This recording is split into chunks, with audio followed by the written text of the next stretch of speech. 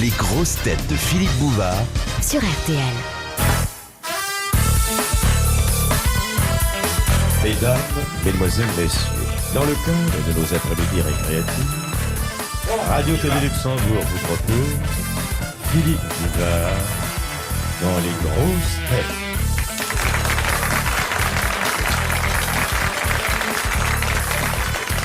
Eh bien, le générique était signé par notre maître à tous, en tout cas un des maîtres du documentaire français, vous l'avez reconnu, c'est Jacques Martin, auquel nous devons un long, très long, trop long, disent certains, métrage sur les églises romanes. Les églises romanes dont j'ai eu l'heure de parler sur cette chaîne sont, je dois dire, dans l'architecture religieuse, des plus passionnantes. En effet, si l'on s'en réfère, et je ne voudrais pas remonter trop avant dans l'histoire, dès le IIIe siècle après JC, nous voyons apparaître les premières constructions. Le dos, en forme de crotte de mouche. Non, je ne vous refais pas la conférence sur les églises romanes. Mais Et je pourrais cependant à mon tour en parler, parce Je vous en que prie. l'église romane est en fait une série de joyaux dans lesquels la France n'est jamais qu'un support. Et dans l'église romane, normalement, lorsqu'on voit la tapisserie de Saint-Maclou, surtout, cette remarquable fresque, et il y a dans l'église romane quelque chose d'étonnant. Je ne parle pas de la Madeleine qui n'a ni nef, ni transept, ni bas-côté, comme vous ne l'ignorez pas. Dans l'église romane, il y a l'ordination totale, en fonction de la position de la nef et du transept, d'un désir de se rapprocher de Dieu. Et il y a, croyez-le, une transmission totale de ce corpus Christi dans l'architecture. Dites-moi, je voudrais vous poser une question intéressante. Pourriez-vous donner à nos auditeurs la recette de votre blanquette de veau à l'ancienne? Alors il faut quand même que je vous dise que le co-auteur de ce long métrage très inattendu sur les églises romanes est un spécialiste des histoires de fresques, et c'est Olivier de Kersauzon.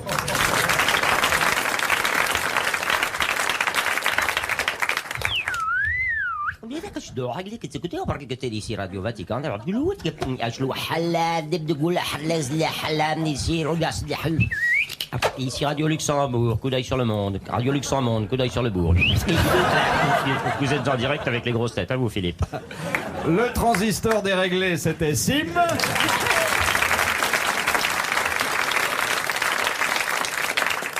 Et la caution culturelle est aujourd'hui gracieusement apportée par l'auteur, le co-auteur du Quid, Michel Frémy. Première citation que nous soumet Madame Fluza de Cuffy dans le Cher. Qui a dit « Le pastis, c'est comme les seins d'une femme. 1, c'est pas assez, et 3, c'est trop. » René Fallet, Michel Audiard, un ivrogne. Marcel Pagnol. Non. Jean Giono. Quelqu'un qui était très ami avec Pagnol. Ah, Et qui est mort. Fernandel. Fernandel. Bonne réponse de Sim. C'est assez joli, hein. Le pastis, c'est comme les seins d'une femme. 1, c'est pas assez, et 3, c'est trop. Ouais, c'est un beau trait. Ah oui. De Monsieur Sebag, de Paris dans le 14e, qui a dit « Le vieil époux est comme un auteur dramatique. De moins en moins d'actes, de plus en plus de scènes.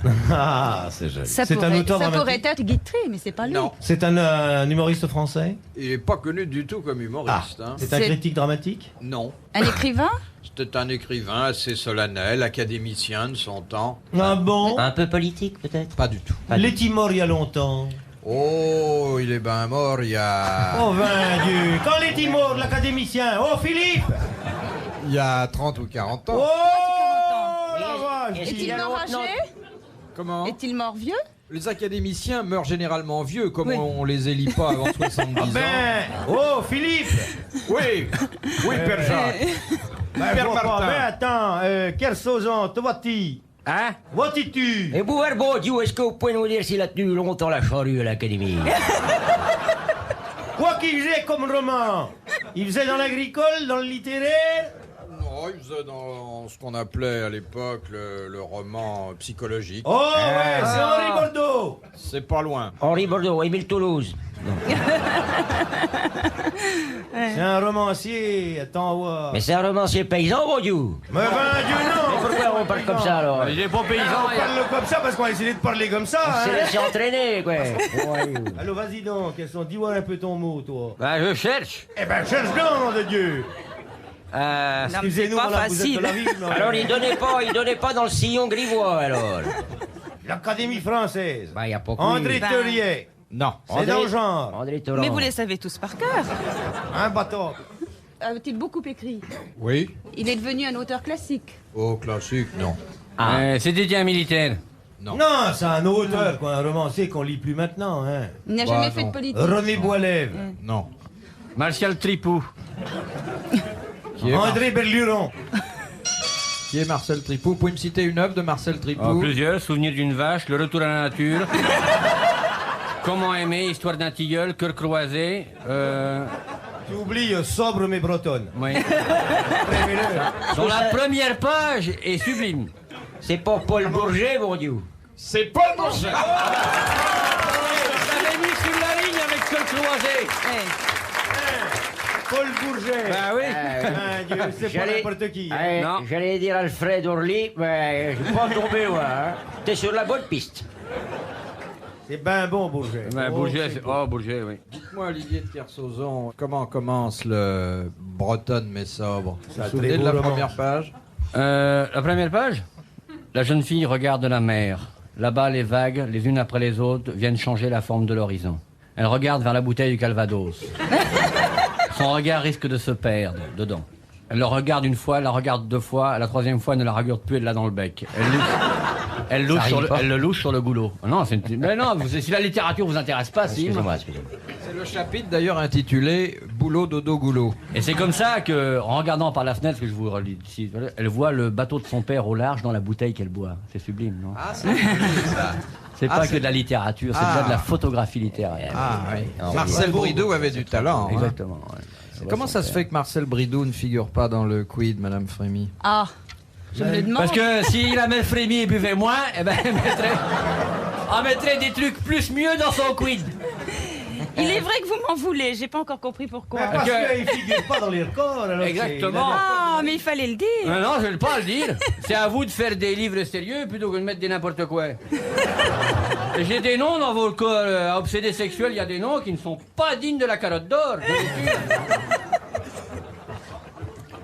Vous pouvez le mettre dans le record d'endurance sur le plan du whisky. Je crois qu'il a établi un certain nombre de records.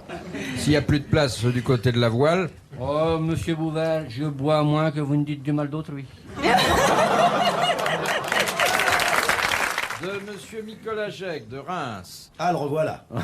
Il Dans a un quel- nom d'avant-centre, ce garçon. Oui, mais Et voici Nicolas Jette qui remonte avec la balle au pied pour l'équipe de Reims. Qui s'approche, tombé Tibar, Leroux, Tinard, Nicolas Jacques qui reprend le ballon, qui s'approche des buts, la foule est en délire, on s'approche, ça y est, c'est parti, le ballon est retombé dans la zone des centrales et revient de l'autre côté de la touche, c'est trop tard, Nicolas Jacques revient avec le ballon souriant, détendu, décontracté, bien que ce soit blessé à la gauche.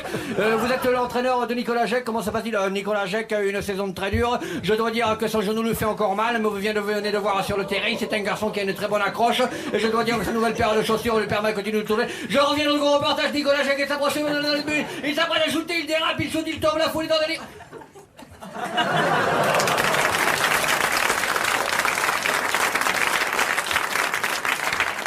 J'ai bien fait de débrancher les piles, hein, parce que sinon il y en avait pour deux. je m'avise que je vous ai présenté Madame Frémy il y a déjà quelques heures et que vous ne lui avez pas encore fait le bébé. Je vais pas faire un bébé. Ah, je vais pas faire le. Pas faire un bébé à Madame Frémy au bout de pas faire le bébé. Mais enfin, Philippe. Alors faites le bébé à Madame Frémy. Qu'est-ce que vous voulez, un garçon ou une fille? Qu'est-ce que va dire Monsieur Frémy? Qu'est-ce que vous préférez, un garçon? Vous avez des enfants? J'ai des enfants. Combien? 3. 3 enfants. Ça ferait le quatrième. Vous en voulez un quatrième? Pas vraiment. Bah écoutez. Gloria in excelsis Deo.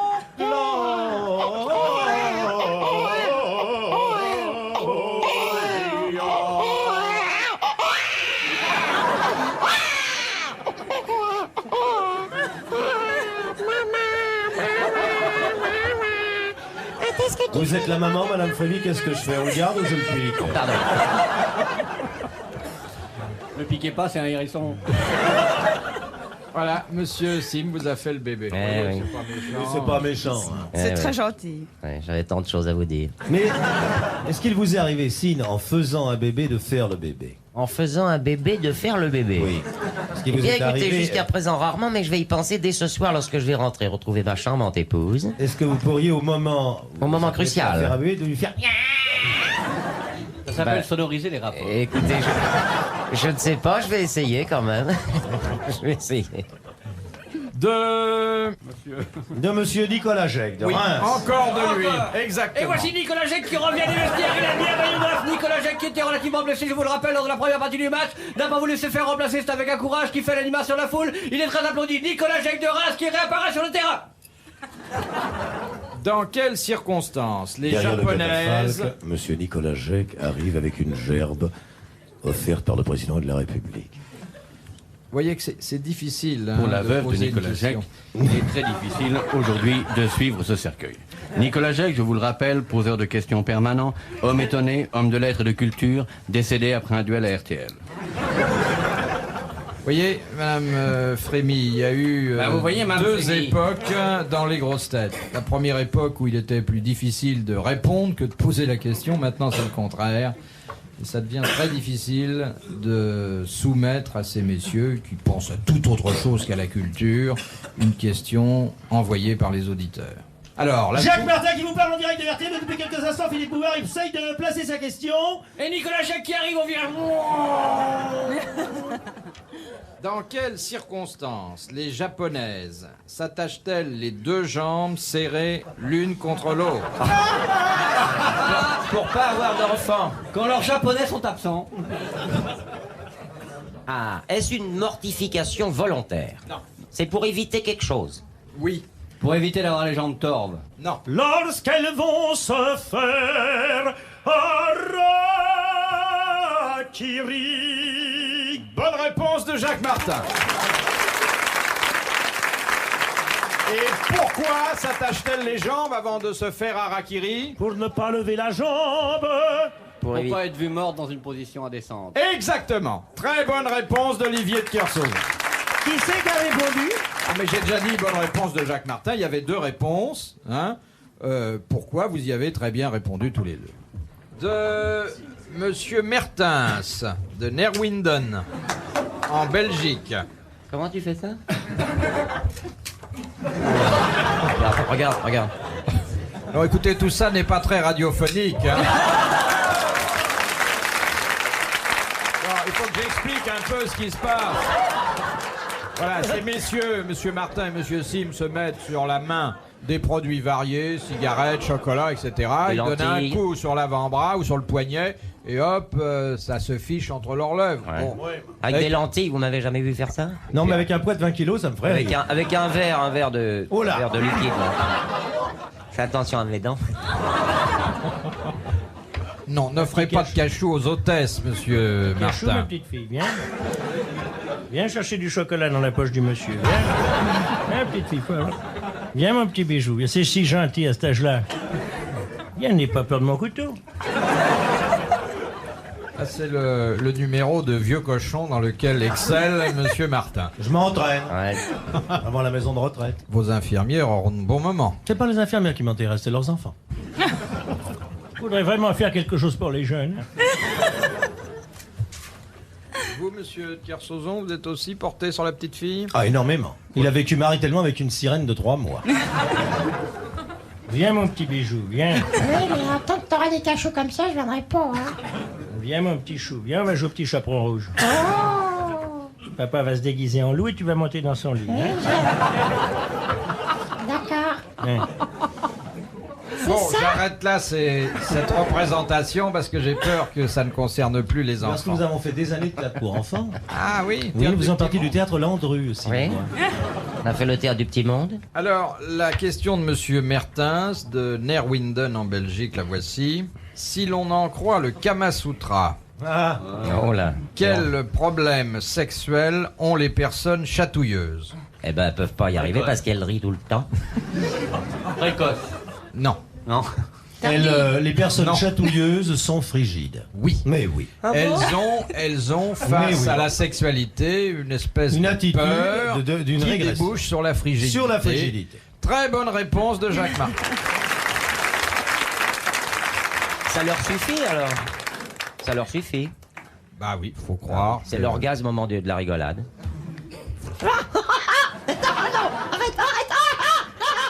Ça y est. De Madame Billet de Villeurbanne dans le Rhône. Elle est d'où?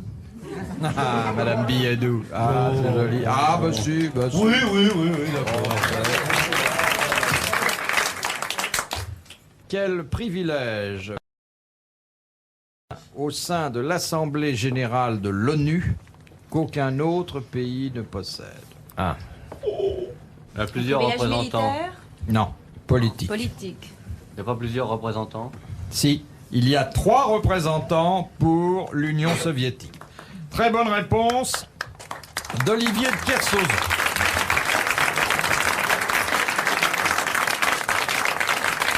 Alors que tous les autres pays n'ont qu'une voix, il y a le représentant de l'Union soviétique peut voter pour l'Ukraine et pour la Biélorussie. Pourquoi vous prenez Monsieur Sim dans vos bras, Monsieur de Kersauzon? Il doit pas être très lourd, hein? C'est pas comme ça qu'on fait.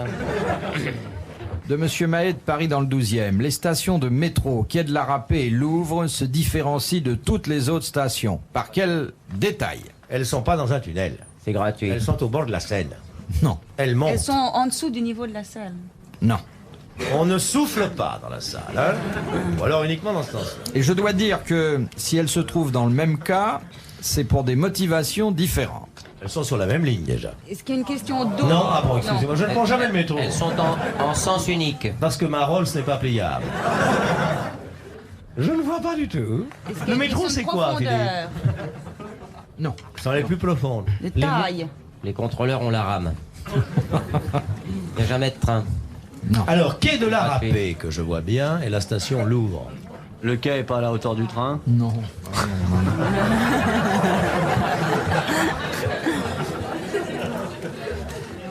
Quai de la Râpée. Question et le- d'accès. C'est dans le décor, c'est dans quoi? C'est dans le décor. Ah bah Louvre, c'est rien que de la caillasse et. Non, le Louvre, c'est des reproductions. Mais ouais. Alors le Louvre, effectivement, il y a des reproductions. Et la râpée, c'est des d'œuvres d'art. reproducteurs. Alors, il y a des... Non, laissez Madame Michel Frémy délabyrinther davantage sa pensée. Alors donc, Louvre, une station pas comme les autres, une espèce de petit musée métropolitain. Mais je ne suis jamais allée à la station Quai de la Râpée. Oh, vous devriez, c'est très agréable. Nous avons été en vacances il y a 15 jours avec les enfants. Quai de la Râpée, c'est absolument C'est de charmant. la plus... Ah mais moi j'étais au camping Quai de la Râpée, c'est quelque chose, je m'excuse Mme Frémy. Plutôt que de laisser votre caravane dans les beaux quartiers, faut venir au Quai de la Râpée, c'est ok. Il y a un Vater et tout, il y a des Belges en voisin et tout, vous êtes bien. Est-ce que je suis pourrais quand vous même fournir beaucoup la mieux bonne que Monsieur réponse? Martin qui n'y va jamais, lui. Je n'ai jamais été Quai de la Râpée. Non, vous n'allez jamais dans le métro, moi j'y vais. Mais je vais comment? Je vais dans le métro. Ici, de temps en temps, je vais jeter des miettes, quoi. Est-ce que je pourrais interrompre votre conversation pour vous donner la bonne réponse? Oui. Est-ce que c'est pas là où il n'y a pas de publicité? Oui, ce sont les 2 stations où il n'y a pas de publicité. Très bonne réponse de Monsieur Sim.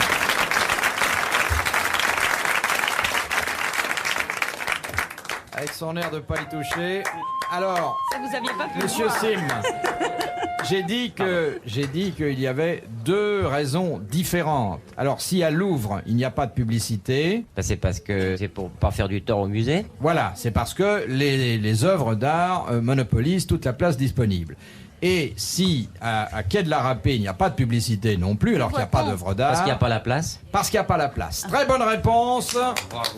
Très bonne réponse. De temps en temps, il faut bien quand même. Monsieur Sim. De Madame Boucan. De Montreuil. Allez-y. Que peut-on apercevoir de la côte orientale de la Corse par temps pluvieux uniquement? On a dit la Sardaigne, mais... Mais c'est pas les Baléares? Non, Sainte-Hélène. Les il sanguinaires. faut de bons yeux. Oui. Mais je vois ce que vous voulez dire. Non, non, c'est... L'île d'Elbe. L'île d'Elbe, c'est ça qu'elle voulait dire. Bonne réponse de Jacques Martin. Madame Frémy est excusable, c'est un lapsus.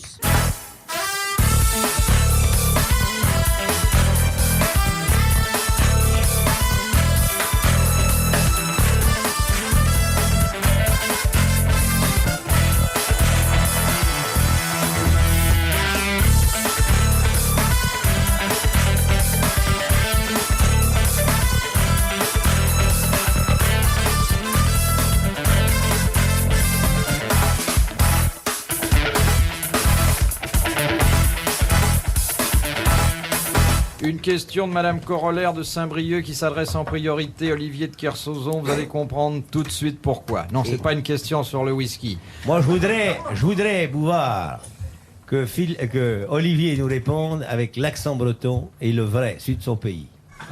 Tu veux jouer aux grosses têtes? Ou tu veux-tu pas jouer? Un breton, c'est têtu. Eh ben, t'es pas embêté d'être venu à Paris à pied. Ça fait 8 jours que t'es arrivé là-bas à la gare Montparnasse. En 8 jours, je t'ai trouvé un emploi ici, alors. T'es pas content de faire de la radio à Paris? Ben si, mais... J'ai un patron qui a des chemises roses. Et il te plaît pas? Il me plaît bien, mais c'est une manière bizarre quand même, quoi. Pourquoi? Parce que tu trouves qu'il a le même corsage que Bécassine?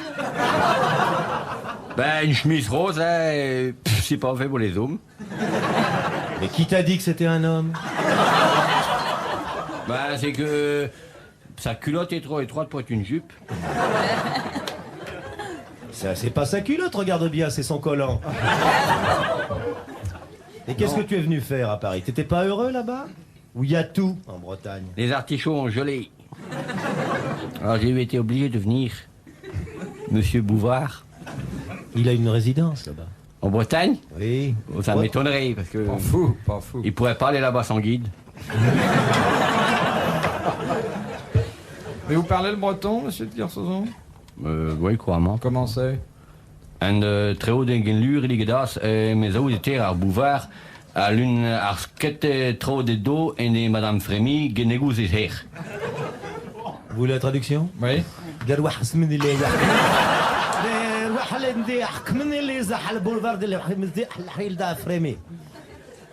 voulez la traduction? Oui. Reading is turning royal. Can you as Miss Bouvard and man as Miss Fermi? You like, you know where? Traduction? Oui. Aguaname kabago adia Bouvard et de Madame Titi tout dou ababa doudou Frémy agene kikago kebatawa. Vous voulez la traduction? Oui. Slandischen Getoneicht unter Funte von der Bouvard, ich schleide Exorsitennachten, ein der Fürsten Frémy, ja. Vous voulez la traduction? Idrov niet from her drupt in Bouvard. Zorgi nicht im Nis die dreist mort uit de Frémy. Ik gever nicht minjof. Vous Pierre Tranichel. Zagenin. Vous voulez la traduction? Oui. Mais qu'est-ce qu'elle a, la Bouvard, aujourd'hui? Avec sa chemise rouge. Écoute, c'est bien ça qu'on la prendrait pour la Frémy. C'est fini, oui. Vous voulez la traduction? Un grand garçon comme vous. Hein? Un grand invalide de guerre, en plus. Famoto, au mondo. Faone, hutaba. Attends, moi, t'es tout. Attends. Frémy. Takuma, auto, tato, mini, ofuta. Aumini, mino, hawa. Tangane. Anu, Uwe Bouvard. Ukama. Unda, imi, o, e, you, amanamana, Matakawe. Adigwe. Odamanama, you, monamanama, you, monamanama, odamanama, odamanama, taito, mai, no, mana, mana, mana, way, yo.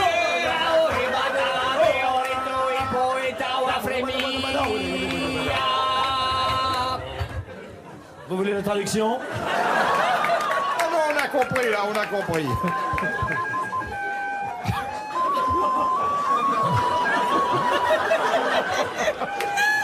Lorsque le soleil se couche à l'est du Maghreb, les longs troupeaux de chameaux regagnent leur demeure. Puis c'est le Caire, son pont d'argent, son musée souterrain, le Caire, ses romans de pente. Le Caire et son pont du désir. La rayonnante vallée de la Plouchtergue à 60 km au nord-est de Belwarxme. Et de laquelle on peut apercevoir la pointe étonnante des pyramides au soleil couchant. C'est là que le cygne du désert joue tranquillement de la flûte et du pipeau.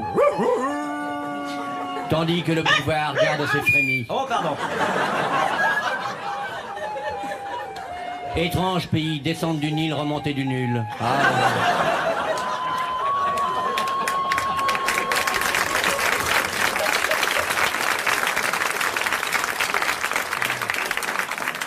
C'était notre documentaire Pan dans le Nil.